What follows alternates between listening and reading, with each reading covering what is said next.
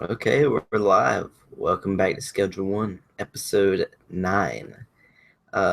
This is a very, a celebratory day. Happy 420 Eve, Kirk. How do you plan on celebrating the upcoming holiday? Honestly, I think it's gonna be a sober holiday. Mm, I know I'm just as crushed about it as you are. I have a presentation I have to give about drug use in Libya tomorrow. I also just have, it's finals week and whatnot. I think I'm gonna wait until this weekend when you can come down to properly celebrate. I think we're having a little party over at my place. We're not sticklers like you. So at a Tallahassee 420 party, is it gonna be like that Workaholics episode, or is there gonna be the Yeah, 42 we're blunt gonna have a salute? 42 blunt salute. You took the words right out of my mouth. That's definitely on board. We've already got the weed, so we don't have to hit up some bitch weed. That's Uh, good. That's good. I imagine where you're gonna come into the apartment, and you're gonna have to cut the fog with a knife. That's what we're planning. But So I go ahead. actually, but before we get into the meat of the episode, I had a little 420 miracle that happened. Even though it wasn't on 420, I'd like to think the 420 fairies were at work. When Jeremy, my roommate, was going on he was going on a run. He came across a group of guys that were just token on a cliff, and Mhm. it was three guys. He came up, he started talking to them, sat down, just getting to know them. Well, it turns out they were pretty heavy smokers, and they were three blunts deep into their four blunt circle. And for whatever reason, they were like, you know what, I'm done smoking. So they put out their fourth blunt halfway through and give it to him. So last night I smoked my first blunt in a while. Uh, I would like to think. I know I'd like to think there was some 420 magic that went on to make that happen. Well, at least you got high. At least, yeah. I mean, I've mostly just been puffing on dabs and hash, so the blunt was a nice change. There's something, there's a different high with dabs and weed. It's different. Oh yeah, definitely. But enough about Mary Jane. This week's guest on our cast, kind of following a series of obscure drugs, which we've actually been doing pretty well on. I kind of like the obscure drug angle. I do too. It's more interesting to me. The only problem is since they're obscure, they're more difficult to fucking come by. Yeah, but for no more further ado, we're gonna talk about Changa this week, and we talked about Changa a little bit in the past, but we really didn't talk much about it. It was kind of just a afterthought in our DMT podcast, but we kind of want to hit it head on this cast. Um, the reason Changa is so obscure is it can be any kind of mixture of plants, especially hallucinatory plants. The term Changa just means an enchanted leaf, which is a pretty cool thing to say. I don't know. It makes it I'll put sound way cooler. But most of the world's Changa actually comes from Australia. Did you know that, Kurt?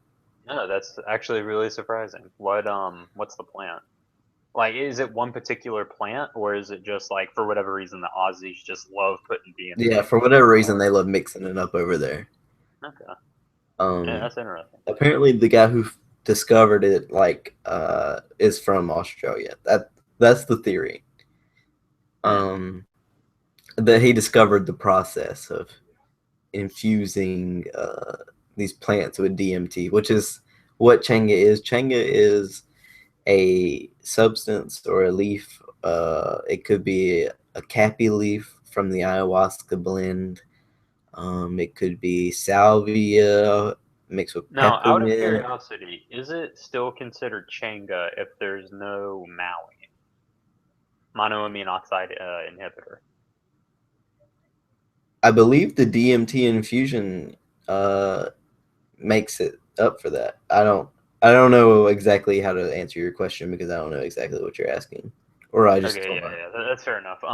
So I was under the assumption that like the reason DMT only stays in our system for 10-ish minutes is because our body breaks it down. The reason Mm-hmm. ayahuasca lasts 4 to 6 hours is because they combine the DMT with a strong Maui, and that allows Yeah. the DMT to stay in our body longer. So, with the Changa, wouldn't it make sense to fuse the DMT with a plant naturally containing a lot of the Maui, so that the effects are felt as long as they can? Like, is it still considered Changa if I mix DMT and a fucking rose or something and smoke that? Yes. Okay. Um, the way I don't know. The Changa, I mean, it essentially just means DMT pregnantized substance. Huh. It's just taking DMT crystals and fusing them into whatever substance you're making. Typically, it is the cappy plant, which is like the most popular, but it can be like passion flower, salvia, peppermint, like I said. And these are just mixtures of these plants. These kind of combinations, and then you fuse in your DMT crystals. It's not like rocket science. It's kind of like just kitchen chemistry. Um, Yeah, I don't think it's. I mean, I might be full of shit, but I feel like all you really do is you get some kind of solution. Like you liquefy the DMT and mix it with something, then you allow the plant. You like rub it in that liquid, and you just allow it to soak it up and then dry out, and boom, you got your Changa. yeah, for the most part, that's how you do it. Uh, what um what happens is you dissolve the DMT crystals into like a pure solvent, like acetone or isopropyl alcohol or like ethanol. Even if you don't have any of the other things, like you could fucking mix it with your liquor, but you would still taste your liquor in it, which would be interesting. Yeah. And then you just add it to the liquid. You add the liquid to the herbal matter, and that's Changa. And 30 to 50% of the weight in your Changa is pure DMT. Hmm. Um, like I said, blends. There's multiple blends, and they all have kind of funny names. Like, tobacco blends. They'll be like "Sex on the Beach" and "Blueberry Yum Yum." There's Changa blends like that. That's really cool. But I might I need mean, to they can try be. my hand at making my own Changa then. I don't know what kind of plant I would want to infuse it with, but I feel like that'd be like a really interesting and fun process. It's almost like a way of cutting your DMT to make it last longer. That's understandable. I think that's the idea behind it all is cutting your DMT and making it last longer.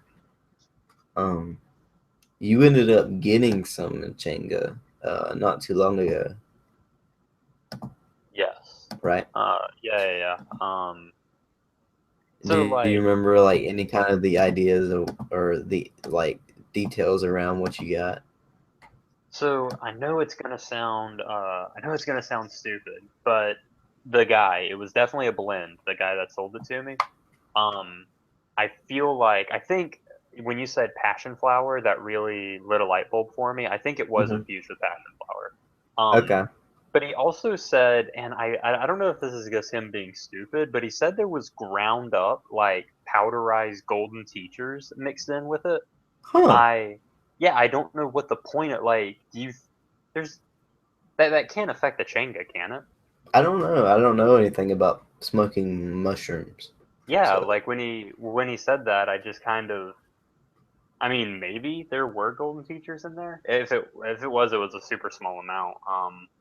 From the way that it looked maybe mostly like just like the maybe he extracted the psilocybin.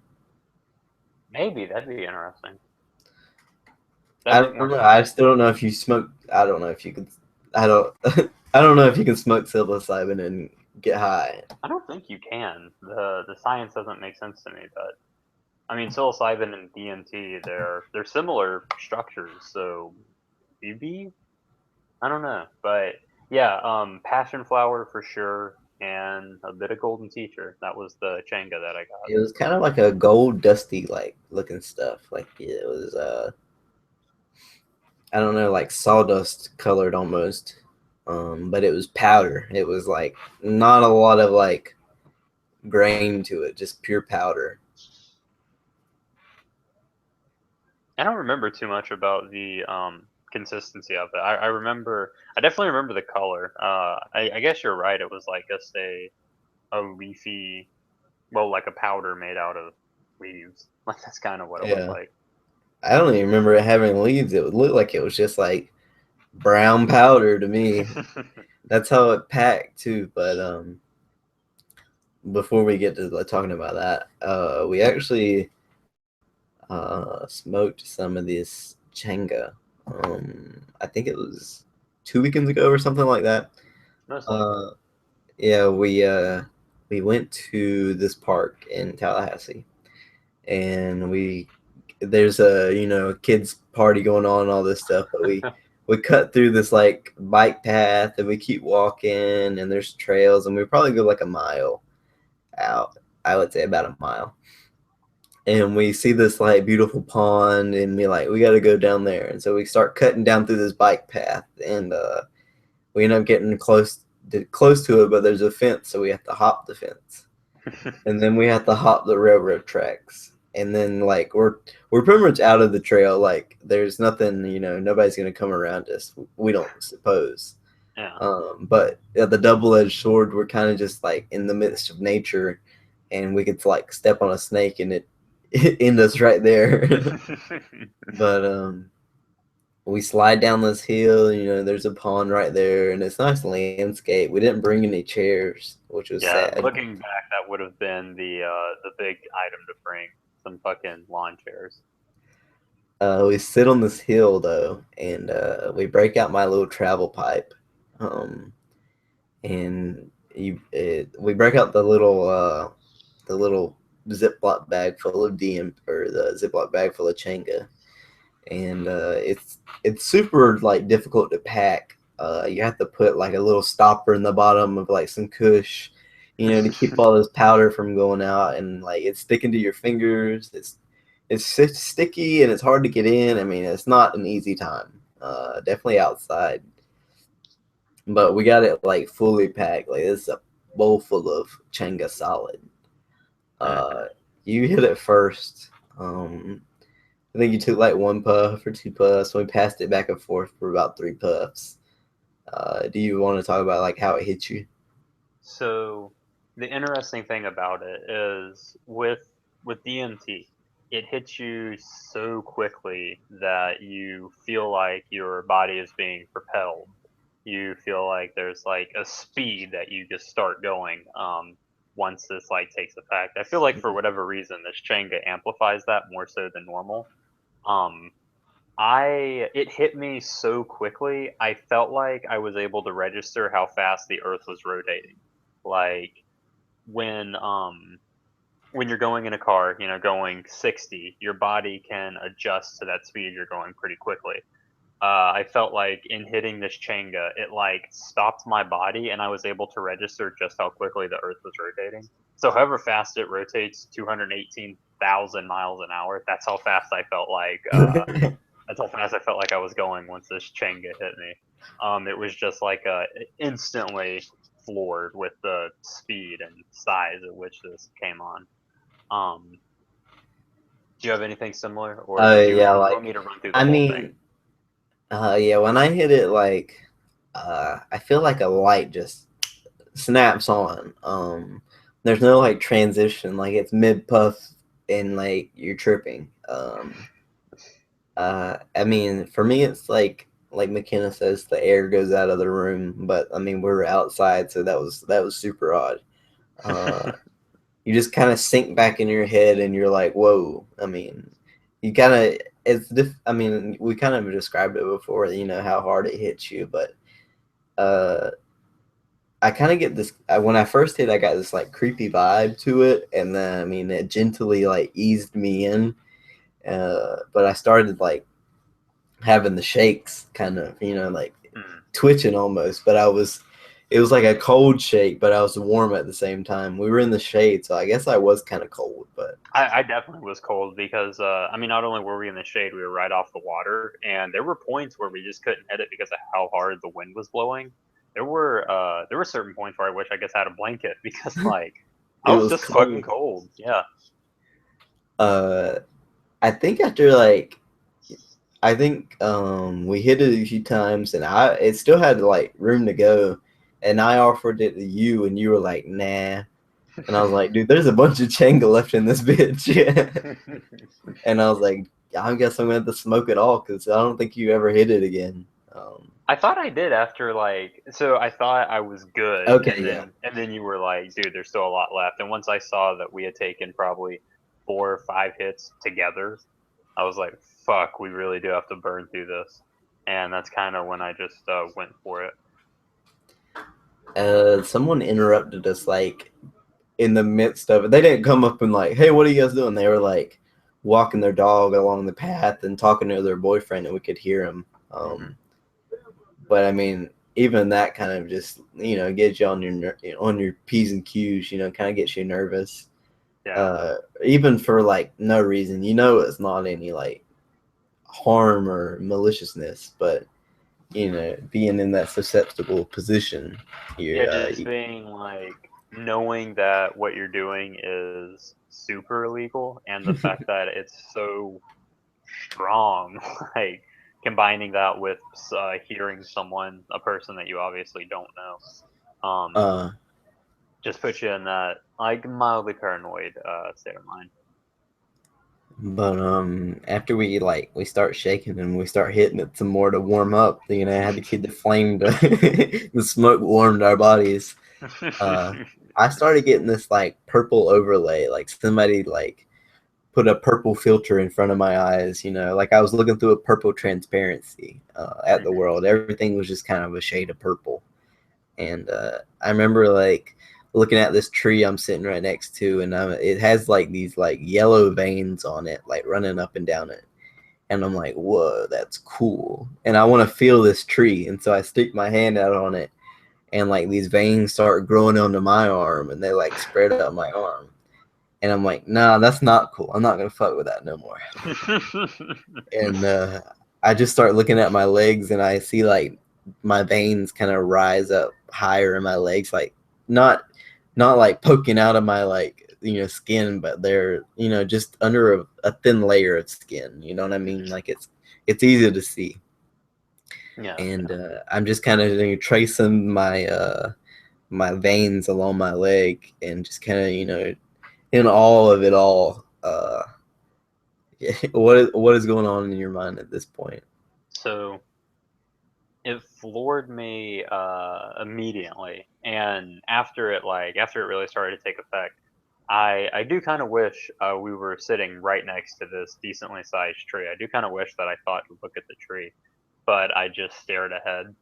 And the layout of where we were, it was grassy. There was definitely a lot of plant life, but it was kind of growing on the water.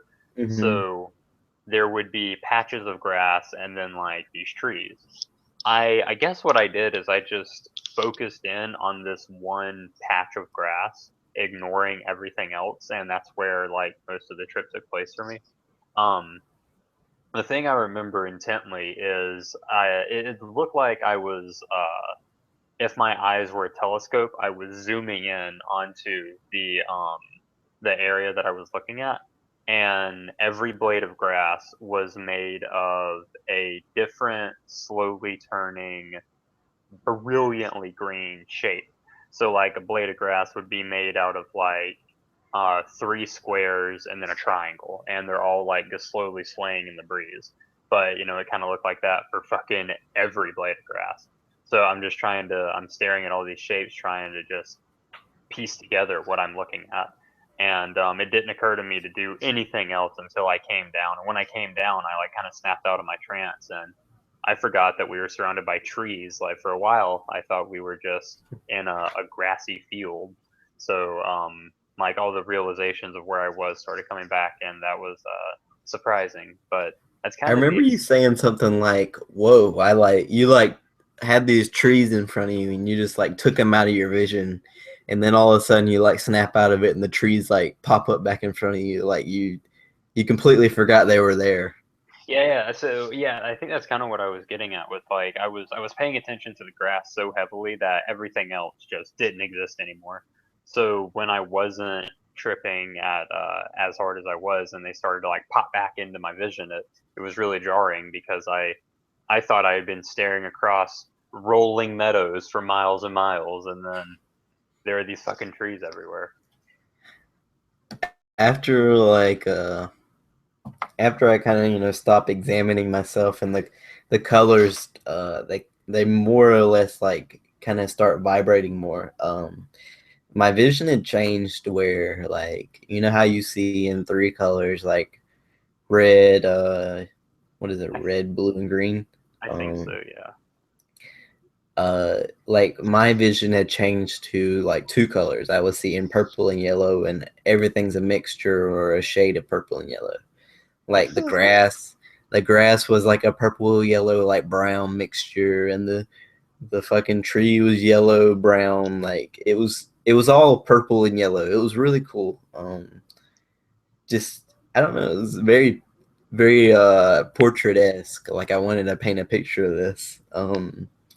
But at the same time, I felt this like the whole time we were puffing on this salvia or this changa, it wasn't like a calming experience at all. It was kind of like I've heard the term like people compare it to like smoking ayahuasca and opium at the same time.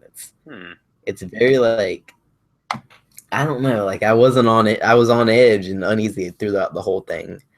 I I think part of that was just our location. Like it probably would have been a more positive experience if we had smoked it in your apartment, for example, as opposed to like in off the beaten path of this trail we've never been I to. don't know. Like if we had some like chairs and put them in the sunlight, it would have been a top tier experience. That yeah, definitely the chairs would have been better. There's no But when arguing I that. when I quit like hallucinating, I went more of like phasing out the mindset of coming back into it. Mhm. Um, I was kind of like making scenarios in my mind where we were sitting like outside this train tracks, kind of crouched on the banks underneath like the shade. I felt like we were like guerrilla train fighters, like we were gonna come out and blow the tracks and rob the train, like in the Civil War days. But I mean, that was really like the extent of my trip. I remember also I was very like limited in what I could like focus on when I was like tripping on the Changa. Like I had a focus radius of about 10 feet. If I tried to look farther than about 10 feet away from me, I got really uncomfortable and I couldn't focus at all. And I was like, it was kind of like looking at nothing. Like I had to close my eyes. Hmm. Um, I mean, I just couldn't comprehend that much out there. Interesting. But I mean, that was the extent of my trip. Yeah, I'd like to. I definitely like to try my hand at making my own, or just saving up a little bit of money and just making a shitload of super potent Changa and trying that. I've read trip reports where like we only smoked, I don't know, point 0.2, point 0.3, not a Yeah. lot at all. I've read reports where people they literally go through like a gram and a half or 2 grams. I mean, they're in a group of other people, but Yeah, still, it's like, like a group of three or four or five. yeah, it's still 3 or 4 people going through a gram and a half. That's more than what we had. Yeah, we definitely didn't smoke that much. But I feel like we did get the idea of it. Yeah, I'd like to revisit it for sure, but I think I'm gonna make my own this time. Yeah, that would be definitely interesting. Making your own blend. You could call it anything you wanted and sell it to people. You could make your own drug, dude. Ah, that'd be amazing. I guess so, but if everybody ever got caught, they could probably track it back to you. That's true. You don't want to get busted with your own Changa making operation. Did you have like something else to add? You said you had like a topic. Oh, yeah. So I thought you were about to touch on this earlier when you mentioned kind of the holiday today, quote unquote, how it's 420 Eve. Mm-hmm. This is kind of a psychonaut holiday. Today is Bicycle Day. Oh, okay. I think I saw something about that. Yeah, so for those of you that don't know, somehow, Albert Hoffman dosed himself 250 micrograms of LSD, and after doing so, he went for a bike ride. And it's a really famous story, and he did that on April 19th, Bicycle Day, Huh. um, as a way to Is kind that why of they named it Bicycle Day? yeah, Or is it because just of coincidental? oh yeah, no. It's like today is a lot of people dropped acid today. At least I think so. Oh, really? It a lot of people that don't have jobs dropped acid today. Um or fucking school. But yeah, a decent amount of people were celebrating today as the anniversary of Albert Hoffman's bike ride. And when I woke up, I wasn't I was just kind of I was tired and groggy, and I was going through online and I found that and I was like, wow, well, now I know what I got to do. I've been on the fence about, not so much on the fence, I just didn't know when the right time to do it was with microdosing. And I decided that I would try microdosing LSD today. Hmm. Um, I did, and it was different. It wasn't what I thought it would be. Um, so I have very accurately dosed blotters at 150 micrograms a piece. I cut those into 8 pieces, and it's me doing it, not a machine. So not all the pieces are gonna be evenly dosed, Yeah. but they're about 19 micrograms a piece. So I take one of those, and what's really interesting about it is I don't really feel anything for 30 or 40 minutes. I decide to hop in the shower, and I notice that I listen to music when I'm in the shower. I notice that my music sounds really good, like not orgasmic, but just better than music normally does. And I was vibing with it. When I got out and was able to dry my hair off, and I like put on my clothes, I noticed like my clothes feel softer than they usually do, and my hair felt a bit more lush than it normally does. And I was like, okay, I can kind of see what this is about. And I go through, I keep listening to music. I spend a little bit of time on the balcony just enjoying the warmth and the sunlight. And then like the stimulation starts to hit me, and this was really unexpected. It felt like I had taken a moderately small dose of Adderall with an even smaller dose of Molly, MDMA, Hmm. and I just had this like, I guess I had this energy. I just wanted to do things. So I had one of my roommates drive me over to my campus, and I walked back from my college campus, my dorm room, which was nice. I just had a lot of energy I wanted to burn. Yeah. Um, it was a fantastic walk. Um, Everything just seemed like I had a bit more pep in my step. Um, Wow. it Do you think it are you gonna continue doing this? Like how often? So I read people normally do it every 3-ish days or so, but I think if you plan on actually taking LSD, then you need to stop for like a week or two in Hmm. advance. Um, so I don't really know. I might save it for days. I actually got a ton of work done today. As I think I mentioned earlier, I have a presentation that I have to do tomorrow, and Yeah, on I didn't Saudi fucking Arabia and their butt drugs or something. I didn't start on it until today, uh, and after the stimulation really took hold, I was like, damn, I need to do something. So I just put all that energy towards finishing this project. Um, it was really interesting. I think I have a quote here. Okay, it's not a full quote, it's paraphrased, but Albert Hoffman himself said if LSD wasn't so harshly scheduled, that it would have been used as a Ritalin substitute in the lower doses. Oh. Um, and I can completely understand that. Like I definitely felt like I took something to give me a kick in the ass, whether that was a caffeine pill or a small amount of Adderall. Just something was there was a fire under my ass to just do things. Um, yeah, it was pretty cool. Colors seem brighter. Um, Music was better. Things were softer. It was just nicer to be. It was just nicer to be. Yeah, I mean that sounds like a good time. I had something to say, but I forgot. Um, Like it's not something I'd recommend doing if you have fuck all planned for the day, but if you even have a few tasks like maybe cleaning the house or something, I think that'd be a good microdose opportunity. yeah, the stimulation is really like not talked about much, but you just have this like need to do something on LSD sometimes. I think with me personally, I definitely notice the stimulation.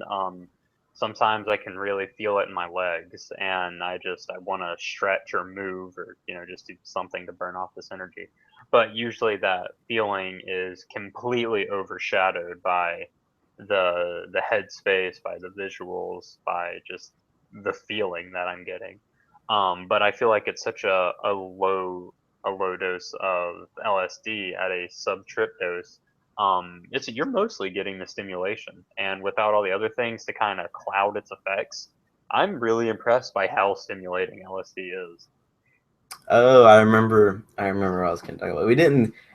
It's kind of surprised we haven't discussed this, but have you seen any news about the MAP study and like how they recently got uh authorization to do like a brain scan of someone on LSD in the United Kingdom? Interesting. So that's not where I thought you were going with it. I I saw news similar, and I was wondering how we could bring it up. Because I mean, maybe we might do like a 10 to 20 minute episode a week about just like what's going on in psychedelic news or something. But the study that I saw, they went ahead and did it. They got Yeah, a they went ahead and did it. They took the images. Oh, okay, okay. My bad. I thought you were telling me they just got permission to do Yeah, I mean, they got permission and they did. They took the images, and what it shows is kind of what we already knew all along, what we hypothesized. And they take the original pictures and the they I mean the whole process of the brain images showing activity in the brain is kind of just a crude idea and very crude science in the short run. But what it shows is these people, they took the pictures and the stimulation, and they showed normal stimulation every time they had this reaction. A piece of the brain would flash up, whether it would be something they were seeing or hearing or whatnot. it. Hmm. And they took the images of someone on LSD, and the brain is completely like red wired the whole time, no matter like what their stimulation is, whether they're hearing something, they're seeing it as well. I mean, Hmm. the brain is all working at the same time. Yeah, I thought that. Yeah, I saw the pictures you're talking about. I thought that was really cool. How everything is. I mean, it's like you said. We Everything did. is stimulated. Yeah, everything is simulated. I'm glad that they were able to prove that. The fact that we have actual images of it now. Um, it's not. I don't think it's as big a deal. I think part of that LSD study, I saw something about how that can help break down different barriers, specifically social barriers. Mhm. I don't know how that's tied in with the overall scans. The report I read, they were talking about specific parts of the brain that I just have no way of memorizing, let alone pronouncing. And they were talking about how like stimulation here can reduce certain social barriers here, and just kind of explaining what the activation in the brain meant. But there was also a study that came out not nearly as relevant or didn't garner as much attention. But apparently, they found out psilocybin in low doses can help with social rejection. So Social rejection. yes, Huh. so I don't know if I don't know if the goal would be to like take some mushrooms and then time it to where you can go and you can ask out that girl to prom, or you can go ask this girl out on a date, and whether she says yes or no, you can just hit that trip right as you get your answer. But Okay, thanks. I'm gonna go in the corner for a little while.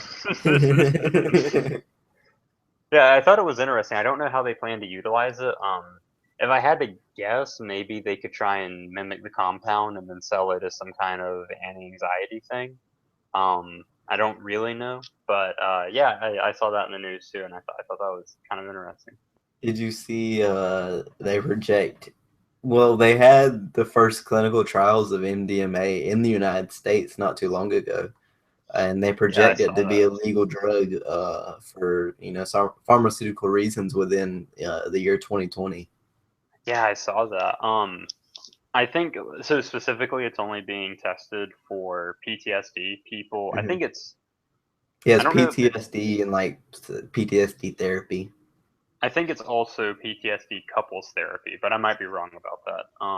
I thought there was also like a Yeah, I think I spouse read something about aspect to that. it, I but think I think it's something to do with that as well. trying to remember. But yeah, I mean, it's. I'm glad that research is being done about it. I wish I don't know, the testing would extend past PTSD, but if it can get noticed and accepted as an actual medicine for something, maybe then that'll kind of help it to put its foot in the door for testing in other illnesses. I feel like MDMA is going to be one of the first substances they actually pharmaceuticalize, if that's a word. You know what I mean? They make Yeah, into a scheduled, not a scheduled drug, a drug that's approved by the FDA. I think I think you're right. It actually, It'll I'm be the curious. first domino to fall. I'm excited for it. I still think weed will definitely be the first to get federal legalization, but I think, or at least federal medicinal legalization. But I think that I think Kush is the,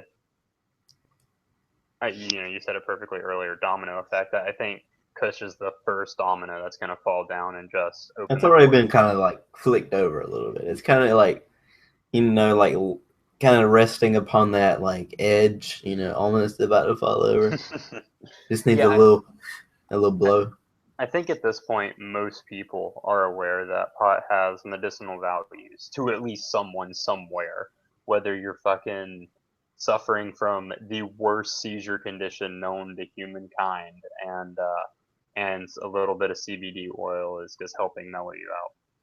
I Or think you most people. like go through strenuous work and you have arthritis and you need just a natural painkiller. There you go. I feel like the majority of people can understand that pot helps at least one person somewhere medically. Um, and I feel like with that kind of realization, that hopefully can lead people to start questioning as to why it's illegal in the first place, or why it's still illegal.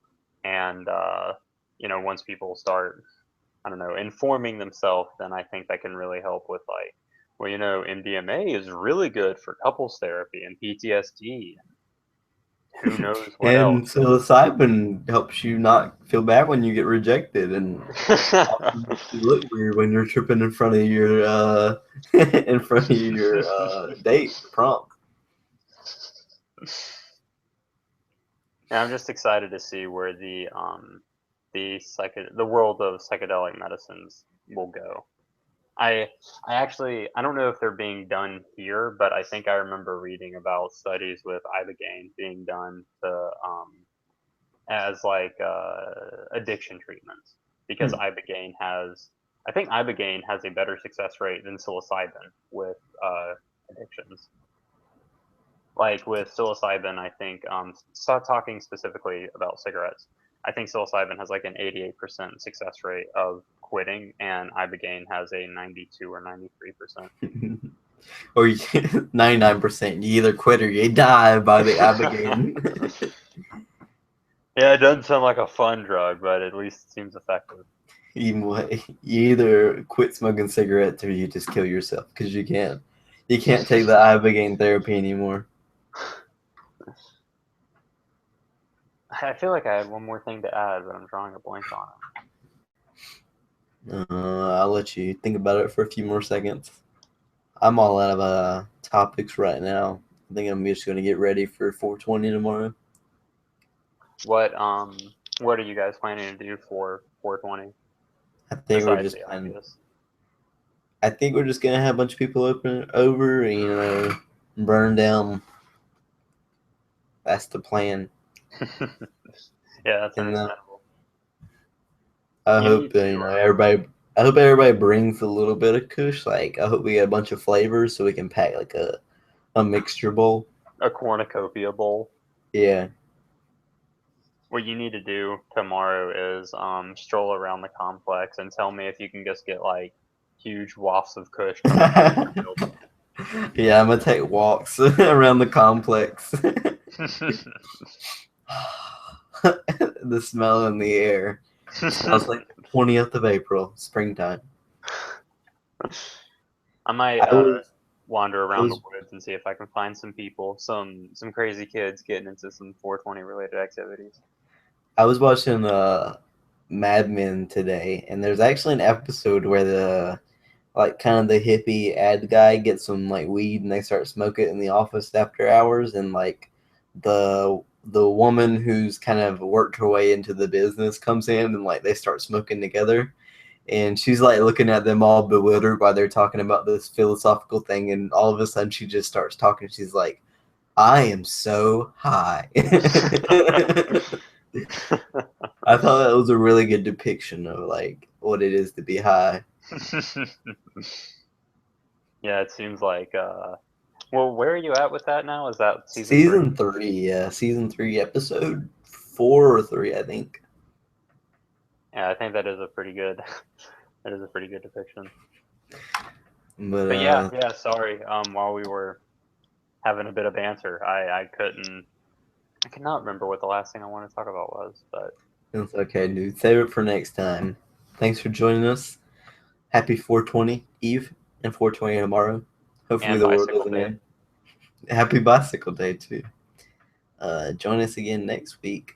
We didn't talk about next week's plans, but we're actually gonna do a mescaline trip. Hopefully, if everything works out, the world If the doesn't end. stars line up, which it looks like they're aligning themselves now, The chakras are lining. um, yeah, I think we will be able. Next week's episode should be mescaline. Hopefully. Uh, After that, we don't. I mean, we talked about some other ideas, but that's for future talk. Thanks for joining us again. So long.